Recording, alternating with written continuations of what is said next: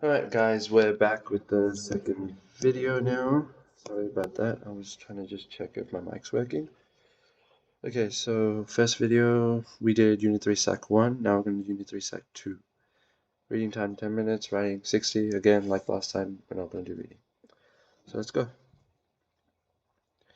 Alright, question 1, Uniform Central 50 marks. Alright, one important thing, the questions which have heavy amount of marks in them, like this one with something with 50 marks, it just means that it's going to have different parts, right? And for questions like this, we want to be careful that information in part A might be useful until part G, right? So this makes really important. So just remember that information from this will also be helpful in later parts as well. Okay, so let's just start reading the question. Fresh out the victories from presentation week, AT Academy students, Yatiksha, Yatharanic Shaya, had imagined, which is on heading back to the shops to buy their winter uniforms, which is on sale at Uniform Central ahead of term 2. So we're looking at things from Uniform Central's perspective. They shop at their schools, uniform supply, Uniform Central, who marks up inventory. Okay, so that is something I immediately think, okay, from their supplier target, okay, maybe it could be useful later. Let's just quickly underline that.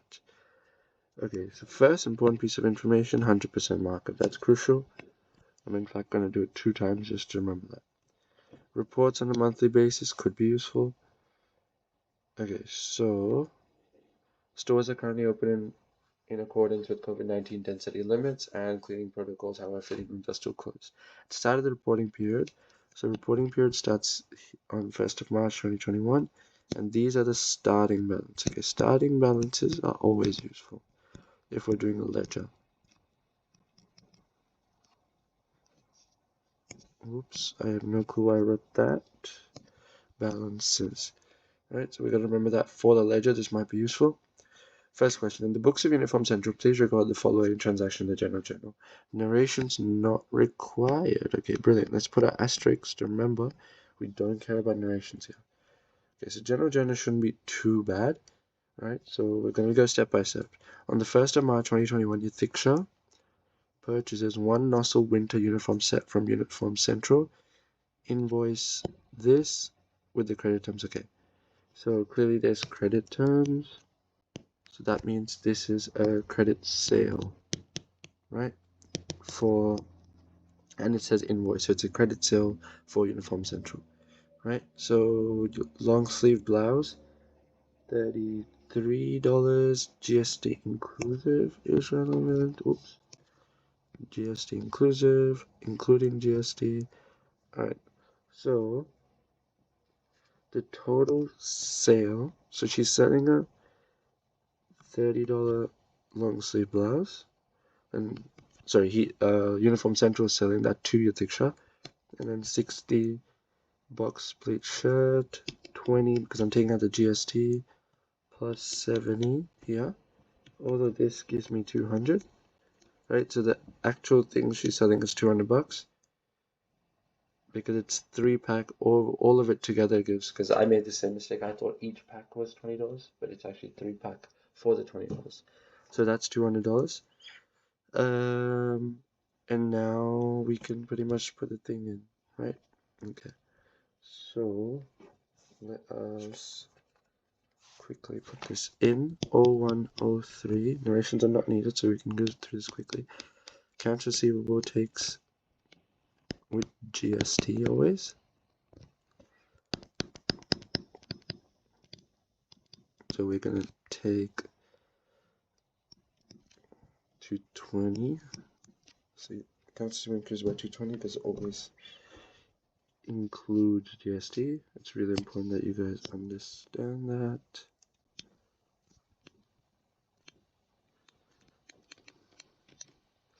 Always includes GST.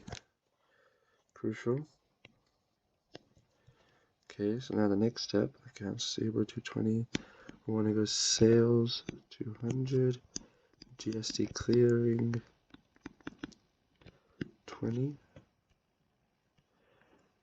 What What's next? Sorry about my writing if it's not clear. That's a 20. Cost of sales. So this is like the typical template, and then we know this is going to be inventory. So you guys should know these and memorize. It's for credit sales, it's 5 different steps. Accounts receivable, sales, GST, cost of sales, inventory. So we don't know cost of sales, right? So we don't know this. Don't know this from question. But we do know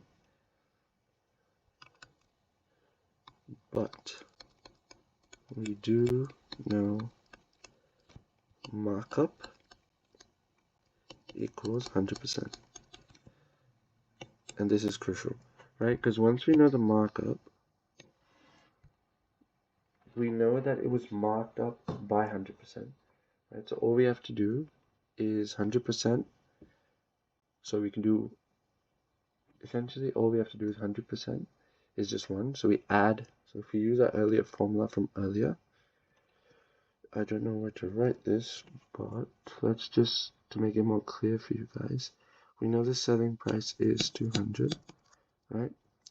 Then we know it's 1. Sorry, I'm trying to be really, really clear with this because this is really important.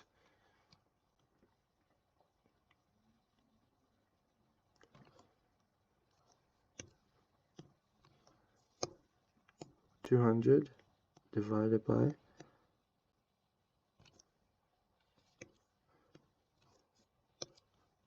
1 plus the markup percentage, which is 100%, which will give us the cost price or the cost of sales value.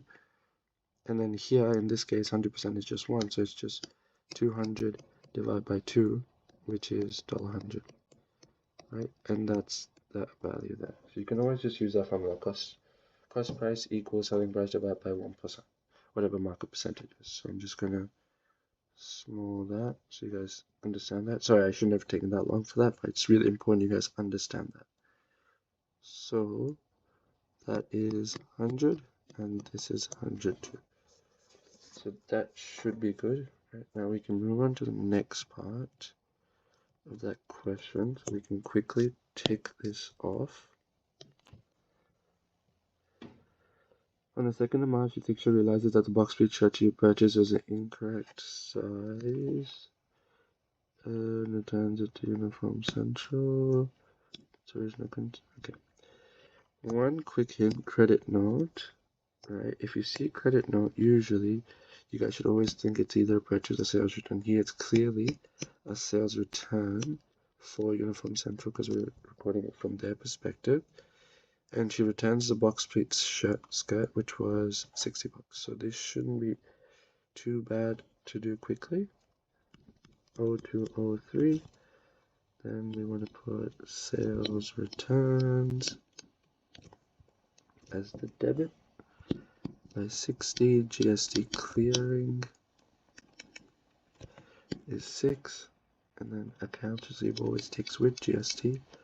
But here the accounts receivable is reducing as the teacher doesn't owe us to this anymore because this amount of money anymore because she has just returned the shirt back. So that's 66. Oops, my pen is lagging again. Sorry, my stylus. Okay, I have absolutely no clue what's happening. Sorry, guys. There we go, that's better. Okay, and now inventory is increasing, so the asset should go be debited as inventory is increasing. And then cost of sales, the expense is decreasing as it just came back into the business. So as the box pleat skirt comes back to business.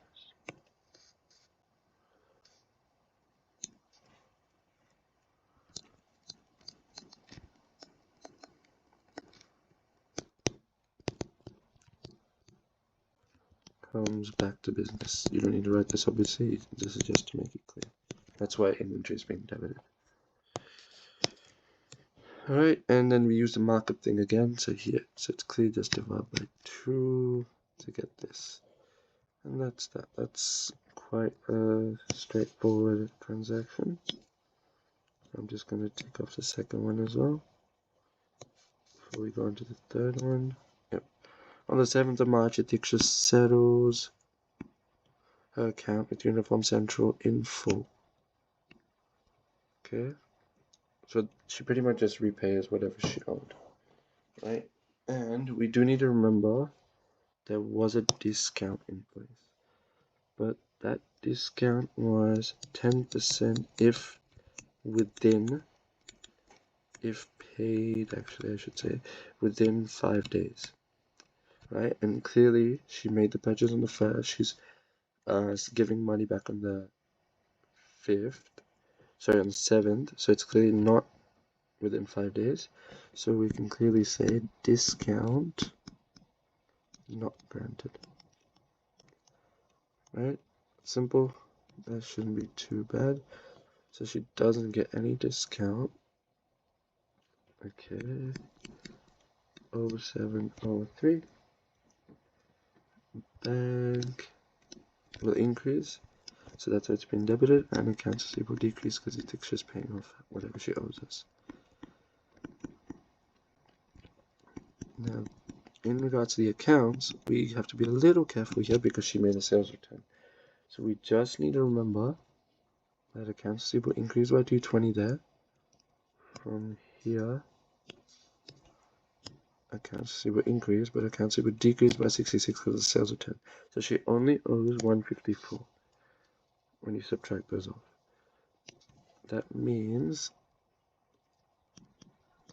and she pays it all off in full, so we just know it's that. And just to make it more clear how 154 comes apart, it comes because 220 was the original accounts receivable value. Well, after the sales return, it goes to 66, which gives $154. That 4 is tragic, but you get the point. Now we can go on to the next part, which is the transaction on the 8th, if I'm not wrong. So Yathman purchased a blazer for $198. Okay, actually I don't need to highlight any of this, but I do need to highlight inclusive of GST because that is tricky. And with credit terms, so again we know this is a credit sale. It's really good to note this so we don't make any mistake.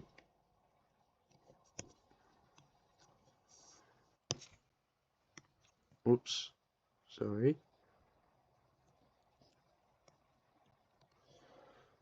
Okay, that looks good. So we can just quickly put in a credit sale over here. This one can be done quite fast, just inclusive GST, we need to be careful. So accounts receivable, Yathman,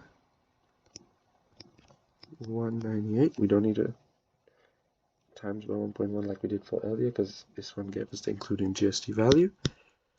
Sales is 180. When you divide this by 1.1, 198 divided by 1.1 is 180. GST clearing is just 18. And then cost of sales and inventory, I spent time earlier on that. We'd simply here have to divide it by 2. Yep, so 180 divided by 2 is just 90, and this is 92. That shouldn't be too bad. Now I forgot to tick off as I go, so that's 2 done as well. So now on the 10th of March, let's start highlighting. On the 10th of March 2021, Yathman unfortunately discovers, okay, there we go.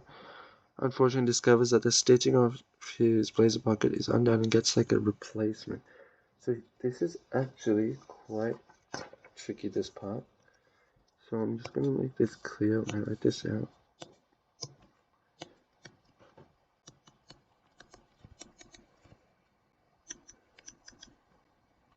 It almost looks like he makes a sales return, but he kind of gets like a replacement. So that's not really a sales return. So if you read carefully,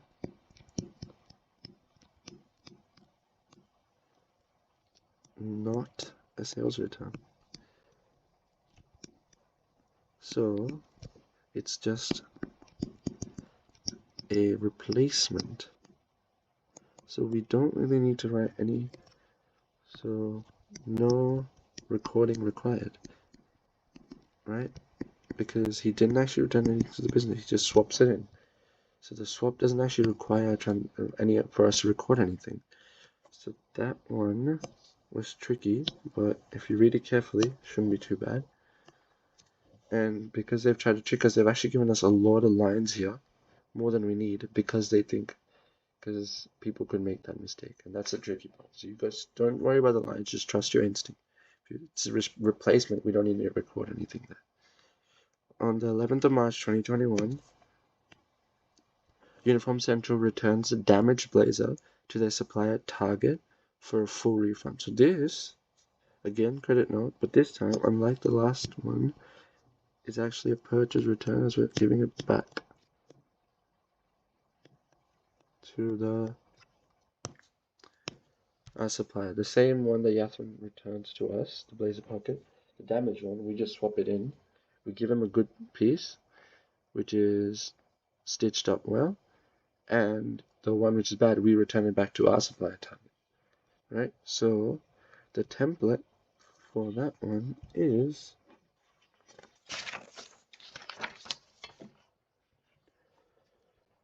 I think it's on 11th that happens, so 1103.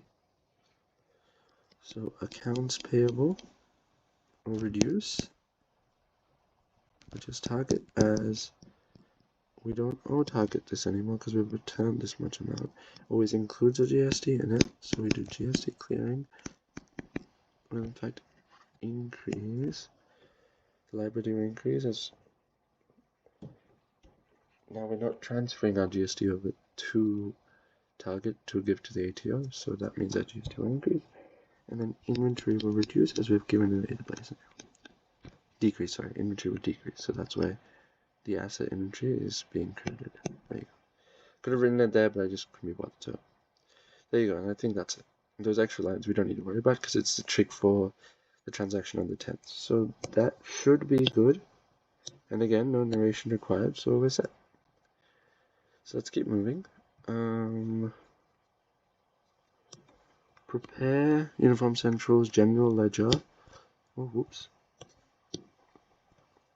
For the month of March 2021 for all the accounts affected by the transactions in Part A, taking into account the background information of this case study balance. Okay, all that's fine. So we're just making a ledger. This is all just telling us make ledger.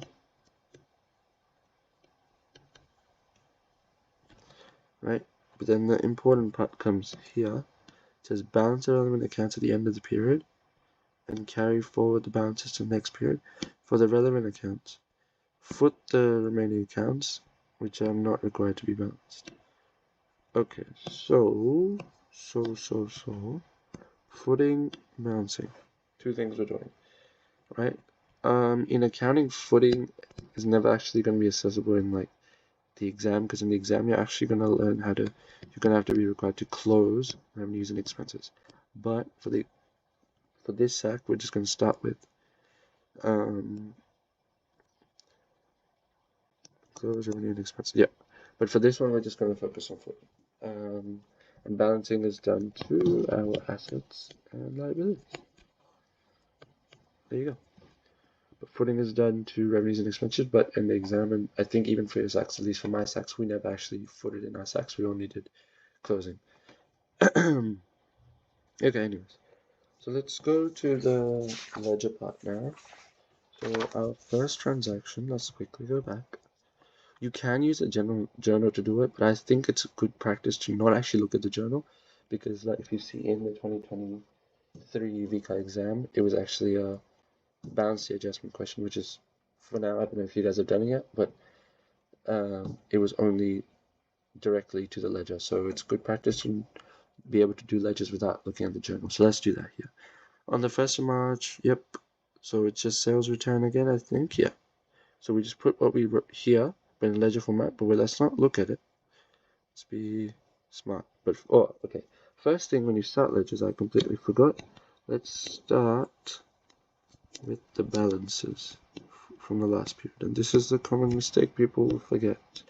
They gave us the balances from the first part of the question all the way here. They gave us the starting balances, so let's put that in. Don't ever forget the balances. The cash at bank balance 10,000. Is there anything else I need to worry about balance-wise?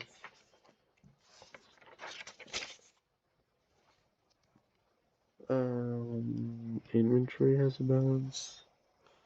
I just have an empty paper here printed out of the exam, so I don't need to continuously flick through on my laptop. So I'm just going to flick through that and see the balances and copy them down.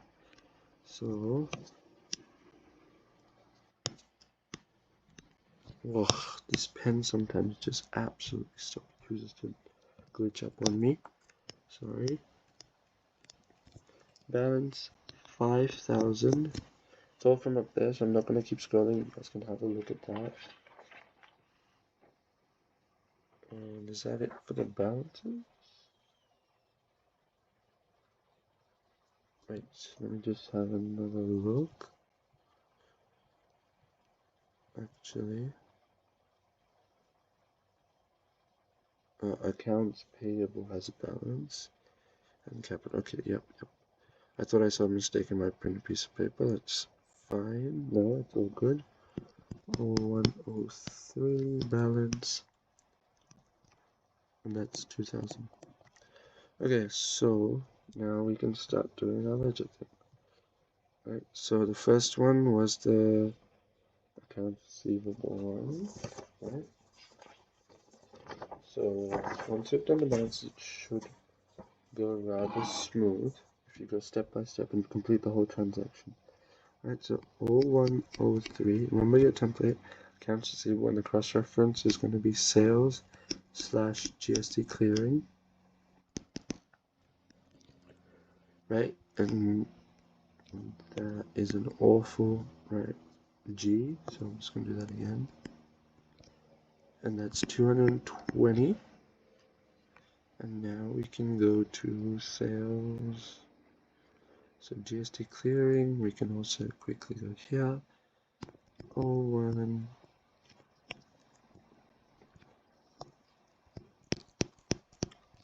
03 accounts receivable. Here we don't need to write the Yathixha part because in ledgers I don't think it's important to do this. They don't really care in the exam. But for journals I think they can be picky if you don't write exactly who accounts receivable is. So for this part we're not going to worry too much about that. That's 20 accounts receivable as a cross-reference. And then sales 0103 accounts receivable.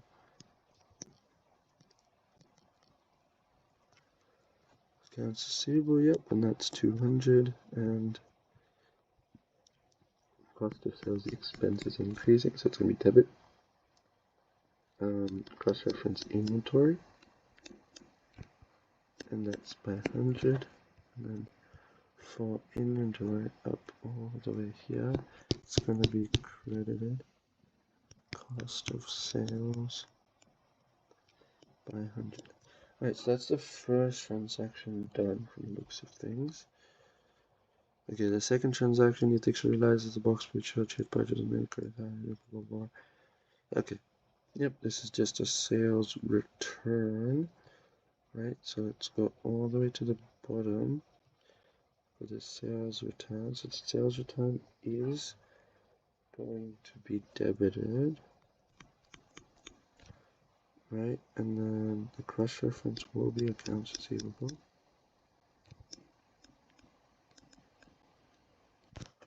That's 60, if I'm not mistaken. Yep. And now we go to GST again, which is also going to be debited. Right, accounts receivable. Yep.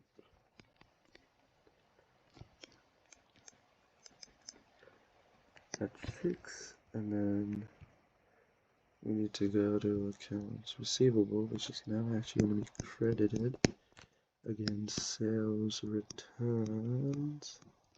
Actually, how am I going to fit this all in is a good question, but let's just try. Sales return slash GST clearing. Okay, that should be good. So that's what, 66. And then now we go all the way to inventory. Inventory is actually coming back into the business. So, and the cross reference is cost of sales.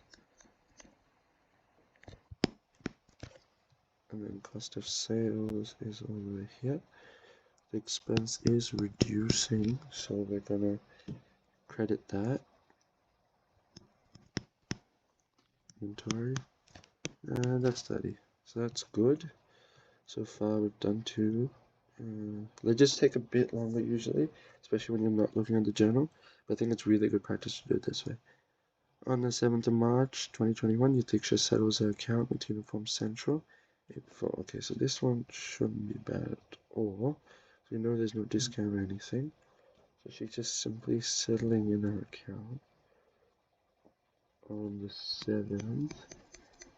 So bank is going to go up and get debited. Cross-reference is accounts receivable. And this is 154 coming in. And on the 7th, accounts receivable is reducing, and that's bank. You can write cash at bank, I don't think it really matters. And pen glitch as usual. It's funny. I shouldn't say as usual, it's actually not that bad. I'm just a bad writer. Okay. 7th to the 3rd. Okay, that's good. That's that. Let's go back up. Let's try to speed through these ledgers. 10th March. Yep, we said. Oh no, sorry. Around the 8th March. Sorry. Yep. Purchase a blazer for 198. Yep. Okay. Alright, so that's including GST, right? So on the 8th of the 3rd, sales slash GST clearing. Again, remember that one was inclusive GST, was last one, so we had to put 200 to 220 because that was excluding GST, but this one is including. So 198 actually stays 198 here. And then now we have to find the other two guys. 8th of the 3rd. And that's accounts receivable again. 18. And then sales 8th of the 3rd, accounts receivable.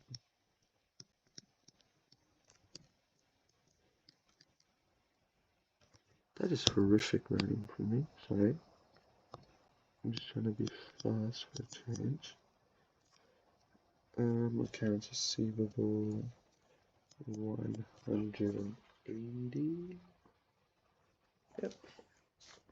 And then now we're going to cost of sales, which is 8th of the 3rd, with the cross reference as inventory, which is 90. And then we go all the way up to inventory,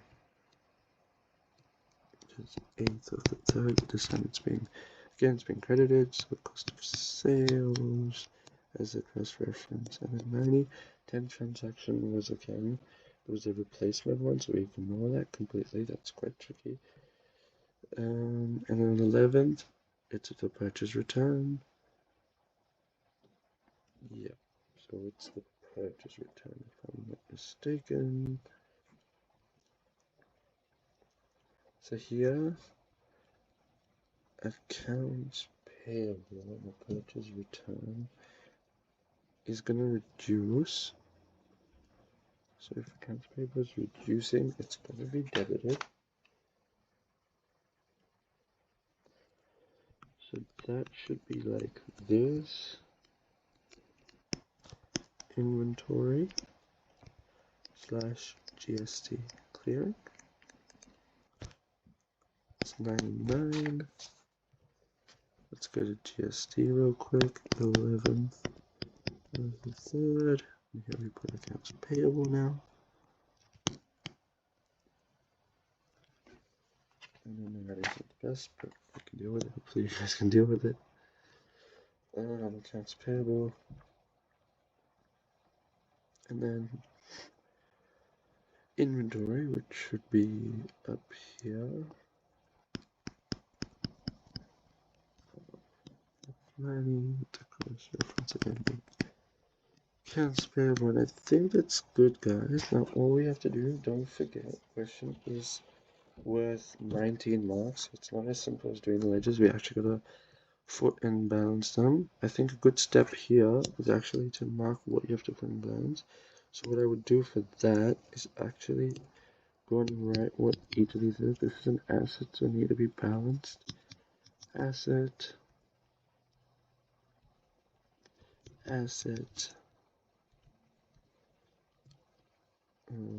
liability. Oh, actually, it's in fact more clear. GSE can be both, it just depends. So it's liability or asset. That's actually my bad. Because if we have more purchases, then we get a GSE refund, which makes it an asset. So like, it can be either way. Or if we have a good day where we make more sales and purchases, then we owe the ATM some money. Then we need to make a GSE settlement later. So that is a liability. That is a revenue, so we're going to close that one. Expense, negative revenue. Yep, that's good. So now we know what to balance and close. So let's quickly just do that.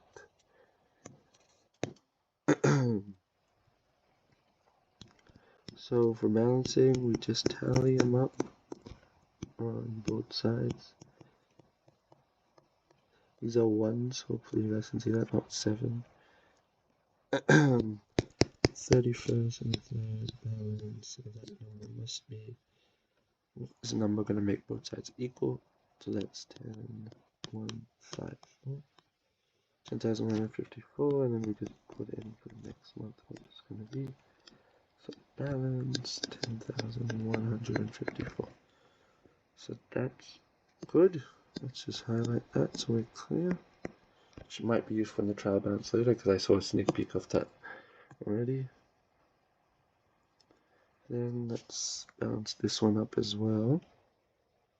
So this one, when we add it up, 220 plus 198 is actually 418 if I'm not mistaken. So that's the higher side as well. This one should also, so whichever one is totals to a higher one, we write that one down on both sides. So that one doesn't quite add up to 418, but we want it to add up to 418. So what is going to make it reach 418 is actually 198. So then we can quickly balance that. It's 198. Quickly highlight that, so that's going to be useful later. So that's good. And I'm drawing randomly. Inventory. Okay. So this shouldn't be too bad as well. We just got to figure out which is going to be the higher side, which is obviously going to be the left-hand side, because that's going to total to 5,030. So this side also we let it equal to, like, the total will be 5,030. And what is going to make it equal to that? So we subtract, so 5,030 minus 100 plus 90 plus 90. So when you do that, you hopefully should get 4750. And we can just quickly do this. Don't forget to do this part. It's counting. It's not about counting content isn't hard. It's just about not making silly mistakes. And forgetting the balancing part at the end would probably just lose your mark, and that's crazy because you've done so much work and just not doing one line to make you lose a whole mark, which we don't want. So let's move on to this part. Oh, I've not highlighted that. I'll just quickly highlight that. Okay.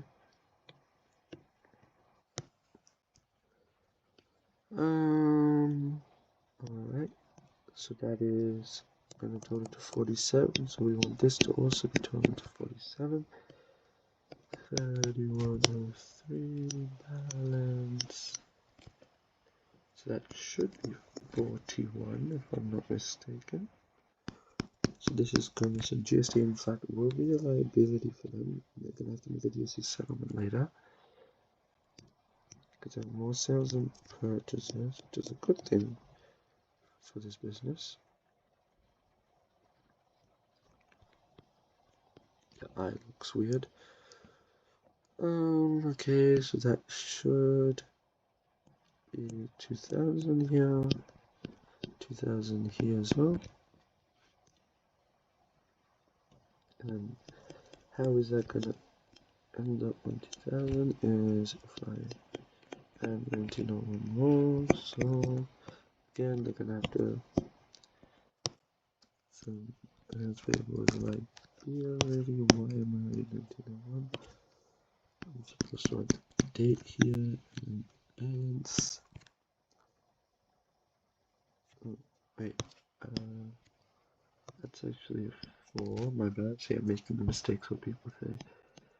Very common that accounting.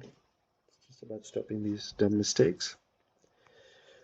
Okay, so this should be good. So we balance all of that. Now all of these need to be, well, technically we should be closing these, but I don't know if for this SAC I think it's for it because I think you learn closing later in Unit 3 or Unit 4, I'm not quite sure when. So for footing, I'm actually going to write this down because footing is kind of confusing, because I think the closing procedure is actually easy and I think they should just directly start with that. But for this SAC, I think it's good to make it clear. That color is not nice. Let's pick a better color. That's better.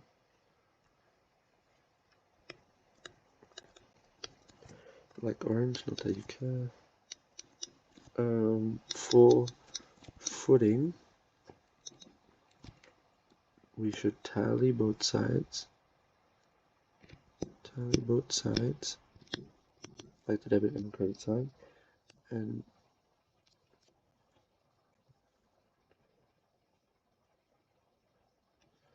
right in bottom, right? And the next step is take the difference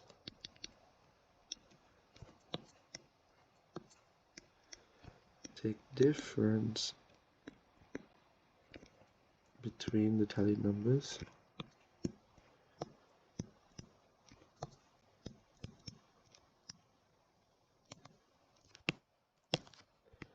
and then the last step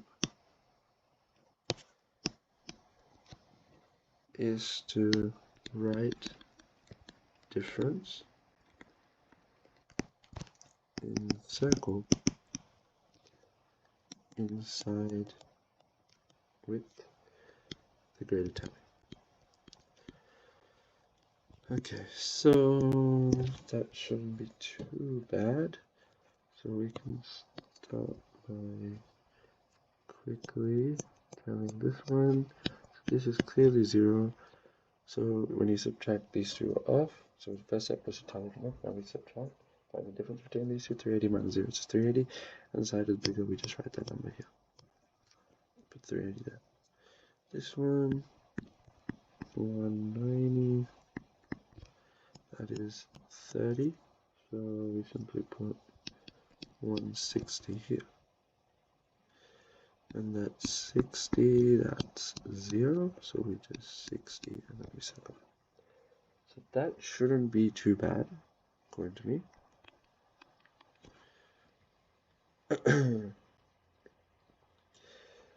And that's it, that's the ledger. Yeah, it's 19 marks, it's a lot of marks, but it's, I reckon, not the hardest marks in the paper. If you just follow the steps, you should be good. So prepare uniform centers, trial balance, and this is the whole point of this, so we check, so we can be able to complete a trial balance when we do the journal, sorry, the ledger. So all the highlighted values there should give that to us. Right? So Cash App Bank, or whatever, if you guys want to write bank, that's enough as well, with 10,154 at the end of the period. Then accounts receivable. These are just all the highlighted numbers. The end I'd done was 198 at the end of the period. Inventory 4750 GST clearing 41. Okay, so if you guys don't get where I'm getting all these numbers from, I can just explain it again real quick. It's this end of the period things. Bank was 10,154, accounts receivable 198, inventory that, and I not highlighted these numbers in. Sorry, so GST clearing was 41, accounts payable was 1901. Oops.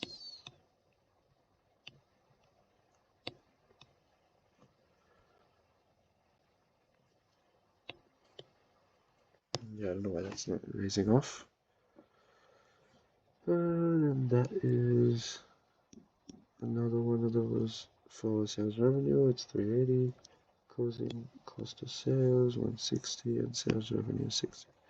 So we simply put all these numbers in here.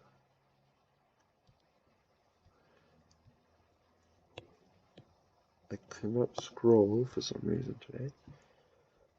GST clearing, accounts payable,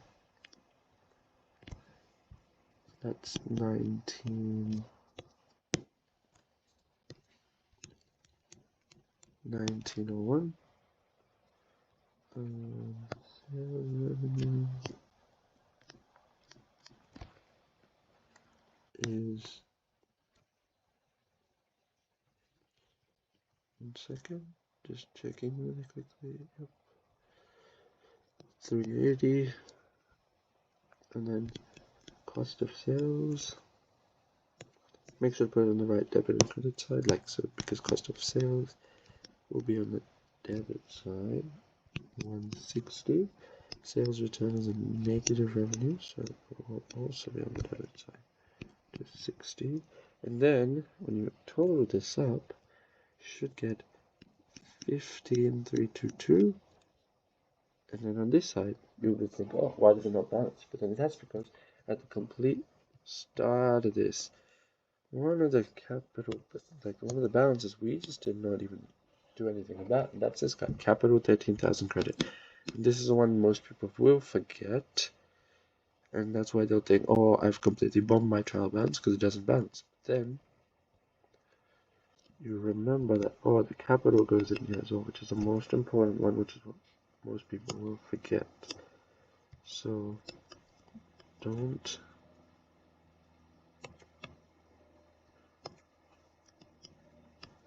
most important one,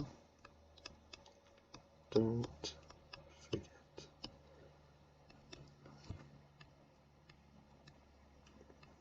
Okay, little exclam, because why not?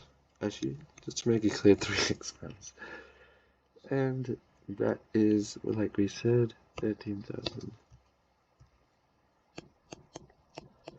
So that's good. Now we can move to 15,322.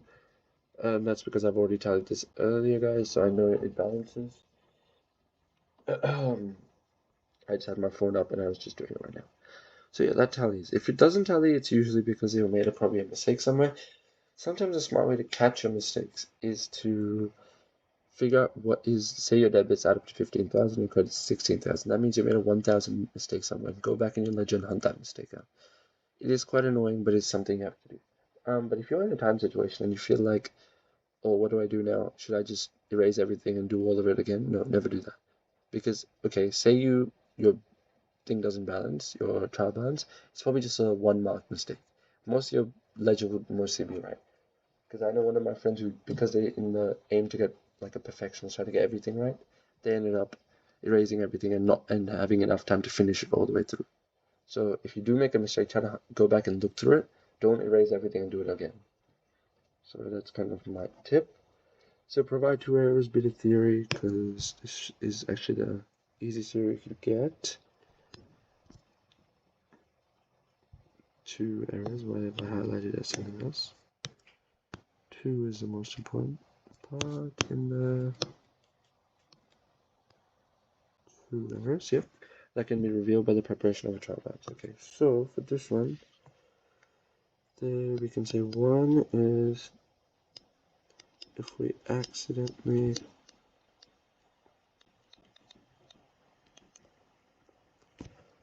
put different, I'm just going to leave it as diff. Actually, let's write it fully, let's not be lazy. Different amounts on debit and credit side. So basically, if they don't add up when you're doing your transactions in like your journal, and then you also end up putting that in the ledger, that means something's wrong, obviously, so your trial balance won't add up. So that's why by preparing the trial balance, you can catch these errors out. The second one we can say is if we only record the debit side of this transaction. So that's brilliant, right? So if you record only the debit side of a transaction, and your trial balance clearly won't balance, right? Because you just added, like, say, 200 to the debit side, and you didn't actually put the 200 on the credit side. So that means your trial balance will show that it doesn't balance, and for this reason, it's catching out an error, so you can go back and have a look. Another one, if you guys really want to say this one, is that 2 entries recorded on the same side of the journal. So like, think of like any random thing, and you just do the debit side. Like instead of doing a debit and a credit, you do debit. So that's clearly wrong. So that also should be caught out by the trial balance. So that's simple stuff. This is more logical. You just need to give scenarios where it will catch out and the trial balance won't balance or balance. Like you just kind of think through that way. For this one, we have to think where it won't balance. So these errors it will catch out, right? Provide one error that cannot be revealed. So if it cannot be revealed, that means the trial balance will end up balancing even if you made that error, right? So it cannot be revealed by the preparation of the trial balance. Okay, so we don't really need that. Yeah, cannot be revealed. That's a key part of the question. This is actually quite a common question. So you can get quite a few here, but I think the easiest one, which I think you guys should always remember, is if a transaction is omitted. So an omitted transaction is when you forget to record it. So that means if it was balancing earlier, it'll still balance now. So you forgot to do this, so it's an error clearly. But so omitted is when you just forget to do a transaction, like don't do a whole thing. So you say you forgot a sales return, right? So it was still balancing earlier. The trial balance would still balance if you don't do it as well, right? So by forgetting it, it's not gonna change anything. So the trial balance will still balance even though you made a clear mistake. There's others as well, like if a debit and credit entry both have the same incorrect number. So if you just write a wrong number in, it'll still balance, but you just put in the wrong data, so your business reports. Another one, if you guys want, you can use it.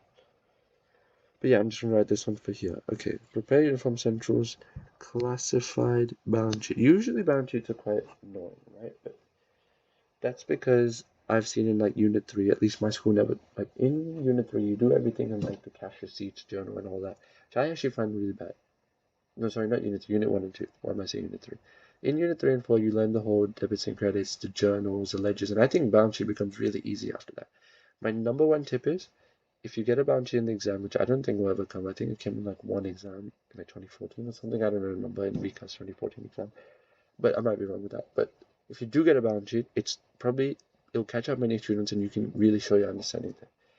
Because balance sheet is not as hard as you think. If you just have a piece of paper on the side, or on your exam, just find an empty piece of paper at the back, do the whole journal. If they don't give you any space to do journal, do the whole journal. Then you can, once you do the journal, you'll be able to do the balance sheet really easily, right? It's all about doing the journal one by one. Don't try to just do all of it in one shot in your head. That's no way it's working. So that's the smartest way I would tell you to do it. But here we've done it. Obviously, we've done the journal and the ledger. So it makes life really, really easy. All we really have to do is actually just copy out the end figures from there. So we can just quickly do that. I'm just going to quickly do it. I think I have most of the numbers remembered by heart now. So bank was, I think, 10154. Account, you guys can quickly check me if I've gone wrong. Actually, you know what? We'll see. If my balance sheet ends up balancing, likely I have not gone wrong. Accounts receivable 198. these are the ending balances. Inventory was 4750, and that's 15102. Then we can go to the bottom. Obviously, there's no non-current assets for this business. These are all the current assets of this business, which is present economic resource controlled by the entity due to result of past events that has the ability to provide future economic benefit within 12 months. But there's no other asset there that's providing economic benefit for more than 12 months, like probably like a land or like a car or something like that. Or a house or something, but they don't have this, so we can quickly leave that and just put total assets as 15102. We'll see if I've made a mistake, because if my assets and my accounting, because the balance sheet is essentially just doing the accounting equation. So if it balances, that means mostly I've gotten right. So here it's GST clearing for current liabilities, which was 41 if I'm not wrong. Accounts payable was 1901, and that is 1942. Oops. So 1542, if you can't read my writing. Okay, and now we need to put owner's equity. So let's change pen for that. Owner's equity. Then we need to put capital. So this is what the owner's capital was before everything happened in this period, which was 13,000, or like in this month, in this case. And then we made a profit, because how we find out profit is we need to write profit, because profit. See, let's use another pen. Let's pick blue one. Profit equals revenues minus expenses. Right, so our period's revenues and expenses are all in this page. So sales revenue was 380, and cost of sales is an expense, and sales returns negative. So let's do 380 minus 60, because sales returns is negative revenue. So let's say 20 is our revenues after that. And then cost of sales is an expense, just one expense, 160. So then if we do that, which is $320 minus $160, that gives us $160 as our profit. And then we can simply put that profit here. Just to make it clear, I'm just gonna pronounce so you guys understand. Yeah, so that shouldn't be too hard. 13160. Yep, and then hopefully this bounces. If I've not made any mistakes, it should bounce, and that's total equity, if you guys didn't know. I suppose you like that, and if you put that in your calculator, 1942 plus 13,160, that does in fact give you 15102. So I think we're good. So I can just quickly write this, so I'll make it clear to you guys. These two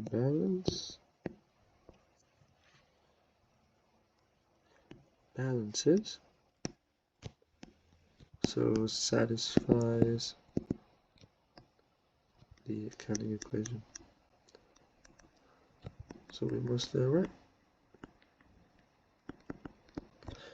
Okay, so that wasn't too bad from my perspective.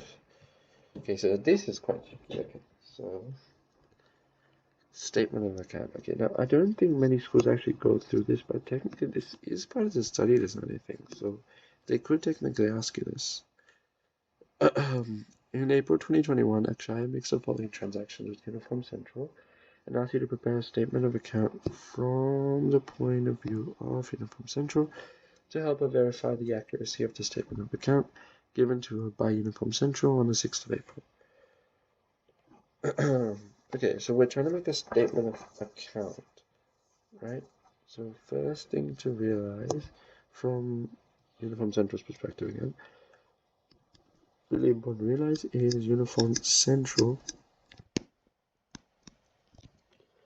will collect selling price plus GST from China. Just important to note that. That's not a hard part, it's just something you guys should remember. Another thing which is really important, which I'm actually gonna just make it clear down here, is that for the statement of account, if you guys don't know how it works, so we're writing debit for transactions when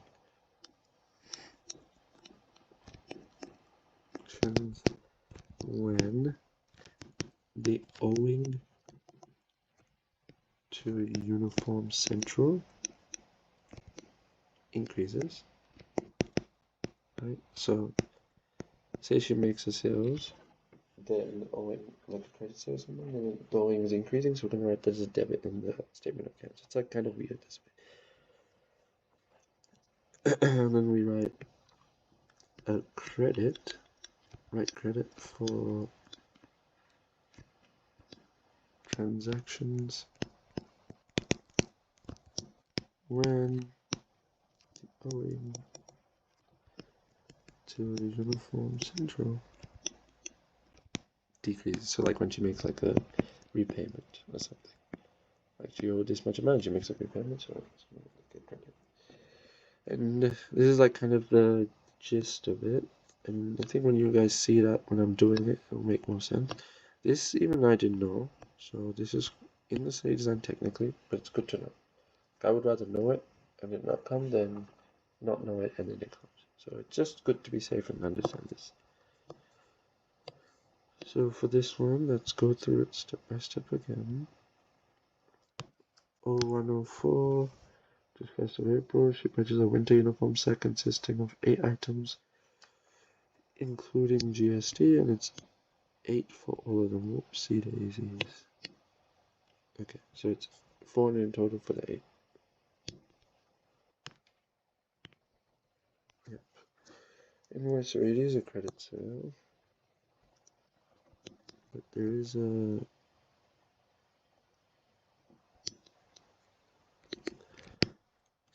there's like a tricky thing in this question. On the bottom here, it does say there is discount terms.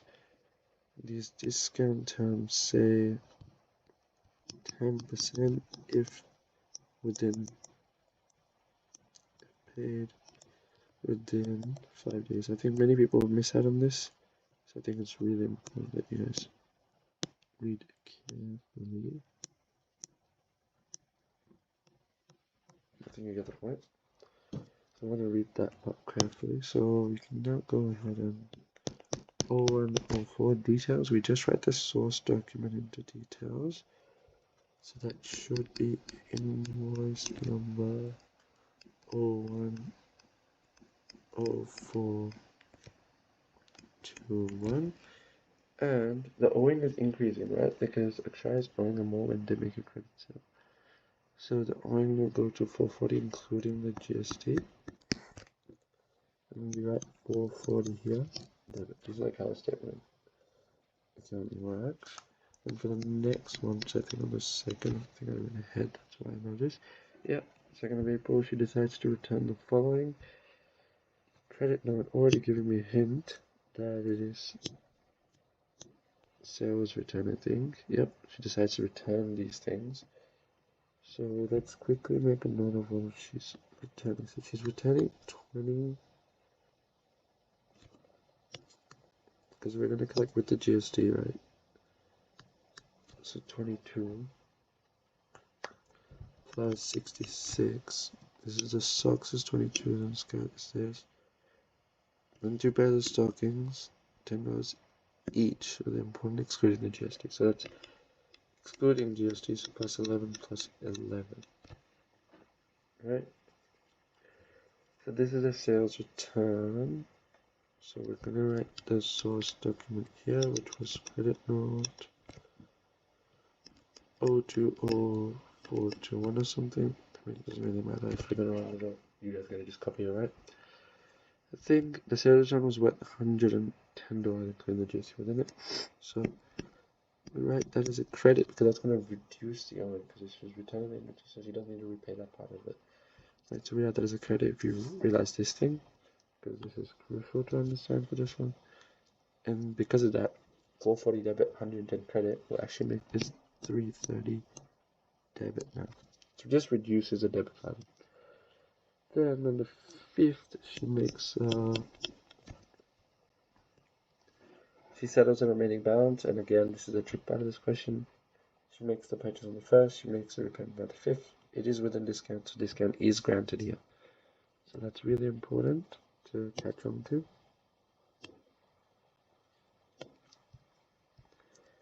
So here, discount is granted. So we do need to apply a discount here. So how we actually write this apartment statement of account is actually kind of interesting. We go rec number and we write 050421 whatever, and then we write cash here because this is a cash part that's going to be impacted, right? So I think it was 330 still owing, right? When you do 10% of that, sorry, 90% of that is being paid by cash and 10% is being given as a discount. So that means that's going to reduce owing by 297 because that's 10%, and that's 90% of 330, and that's going to make it 33 debit left over, and then the rest is actually just covered off by the discount, so the whole thing is now covered off. So you kind of just write dash discount. Sorry, it should actually fit in there, but I wasn't able to kind of fit in there, so I'm kind of just going to go over. But in your exam or anything, try to make it clear, don't try to go over, write a little smaller than me. And then that should be 0, because you're going to just get the 33 from the discount. Anytime, just think about it this way, like the owing is to Uniform Central is going to increase, just debit it in the statement of account, and then credit it if the owing to Uniform Central is going to decrease. And then just tally it up, and you should always just make sure you get your calculations right with that. Because 440 debit and then 110 credit, it's just going to become 330 debit. Like, think about it logically, it's like simple maths. Okay, last question. I know it's going to be going for long, guys, but you should be able to get through this. From Uniform Central's point of view, really important perspective matters. Like, if you go ahead and write in this question, like from in 2nd April, yeah, if you write it from like the girl's perspective, child's perspective, it's just straight up wrong because everything is from her perspective. It's all wrong. Doesn't make any sense. You're writing this from the business's perspective.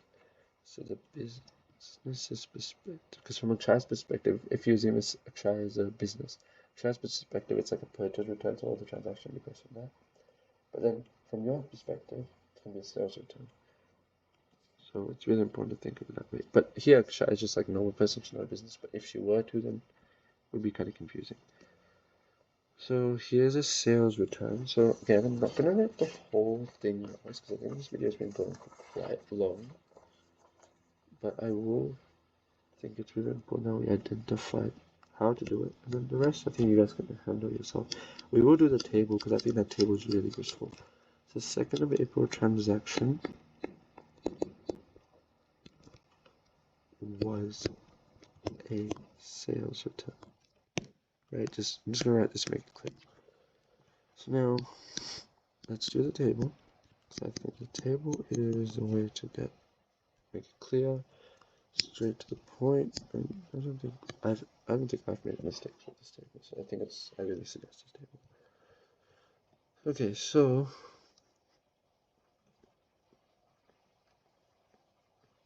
it's a sales return. We did this all in here, in this one. So we know it's a sales return of 110. No, the sales return value is 100, but the accounts receivable will always include the GST. Again, I'm going to be lazy here and just write accounts receivable, but don't be lazy ever in your exam or anything. And then that's gonna, your GST also will reduce because you're no longer had to transfer to the ATO. That money that Akshay is going to be, because Akshay is not going to give you that money anymore. She's made a return for the product she bought. And then sales returns is actually going to increase. It's kind of interesting because it's not actually going to be identified as sales revenue decreasing. It's actually sales return. The negative revenue is increasing. So a negative revenue is increasing by $100. So this is quite tricky. It took me a lot of time to actually get the grasp of. It's not sales reducing, it's sales return. The negative revenue is increasing. So just get your head around that. And then cost of sales, the expense is decreasing. So an expense is decreasing and a negative revenue is increasing. It's just really important to get that. And then inventory is gonna be increasing by $50. Again, how we know the 50, it's all there from the start of the question where we know it's 100% markup. So it's really important to look at the start of your question. There's 100% markup always for this business. So, and it's 100% markup. If they, it's 100, well again, 100 divided by 1 plus whatever the percentage is. 100 plus 1 plus 100% is 100 divided by 2. So, 100 divided by 2, 50. So that's that, and then we just simply need to tally it up to figure out the total effect on assets. So totally assets will drop by 60 because of this transaction. Liabilities will drop by 10. And owner's equity will drop by 50. And I think it's just now putting it into words. But another trick in this question is actually not just saying the increase, decrease impact on the accounting equation.